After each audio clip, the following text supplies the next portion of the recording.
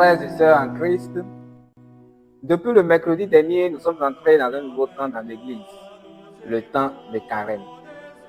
Ce temps est celui pendant lequel nous cheminons avec le Christ, en référence à son jeûne de 40 jours au désert et à son périple au Golgotha. Et déjà, en ce premier dimanche, la liturgie de la parole nous introduit dans la signification réelle de ce temps, le temps du désert. En effet, le désert est un lieu aride et précaire, mais approprié pour l'isolement et la retraite spirituelle. Sa signification remonte aux périodes de l'Ancien Testament, où le peuple d'Israël, au cours de son périple vers la terre promise, a passé 40 ans dans le désert. Ce temps passé au désert est celui de l'alliance mosaïque, de rencontre avec Dieu, des tentations. Mieux, ce fut le temps d'expérimenter la liberté que Dieu a donnée à son peuple. Temps de persévérance et d'endurance. C'est le temps pendant lequel le peuple d'Israël est soumis à de nombreuses épreuves afin de préparer son entrée sur la terre promise ruisselant de lait et de miel. En effet, nous lisons dans la première lecture, les Égyptiens nous ont maltraités et réduits à la pauvreté. Ils nous ont imposé un dur esclavage. Nous avons crié vers le Seigneur, le Dieu de nos pères. Il a entendu notre voix. Deutéronome 26, versets 7 à 8. Le désert a donc amené les fils d'Israël à renforcer leur confiance en Dieu afin que sur la terre promise, ils n'oublient pas ce que fut Dieu pour eux. Dans le passage d'évangile du jour, Jésus, par l'Esprit Saint, fut poussé au désert où il fut tenté par le diable au bout de 40 jours de jeûne.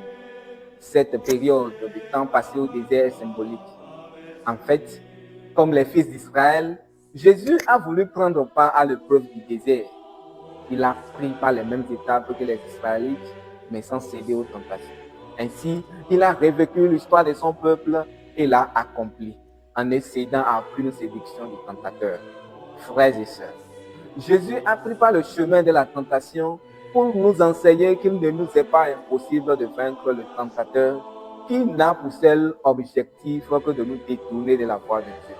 Parfois, nous ignorons ou connaissons peu la volonté de Dieu pour nous, raison pour laquelle la tentation nous conduit à la désobéissance à Dieu. Cette volonté de Dieu se trouve pourtant dans sa parole vivante, dont Jésus s'est servi pour se défendre et dont Saint Paul fait l'éloge dans la deuxième lecture. Si nous sommes ignorants de cette parole de Dieu, nous nous rendons vulnérables aux tentateurs. Ils nous dévorent facilement. Ce temps de carême est donc le moment plus que jamais de nous imprégner de la parole de Dieu à travers la lecture et la méditation quotidienne de la Bible. Ainsi, le temps de carême s'offre à nous comme le temps du désert, un temps qui nous retourne à notre baptême, un temps qui nous rappelle que depuis le baptême, nous sommes devenus libres en Jésus-Christ et que nous avons dans la liberté à faire alliance avec Dieu, à le rencontrer et à faire face aux tentations de ce monde.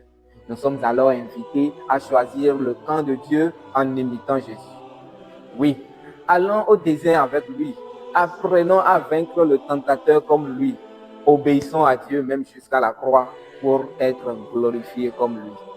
Choisir le camp de Dieu, c'est nous convertir, c'est-à-dire nous tourner vers Dieu en nous détournant du péché, obéir à Dieu en désobéissant au tentateur, être fidèle à Dieu en tournant définitivement dos aux forces du mal. Puisse la parole de Dieu pénétrer davantage nos cœurs et nos pensées, afin que ce temps de désert nous transforme à l'image de Christ. Amen. Seigneur, nous irons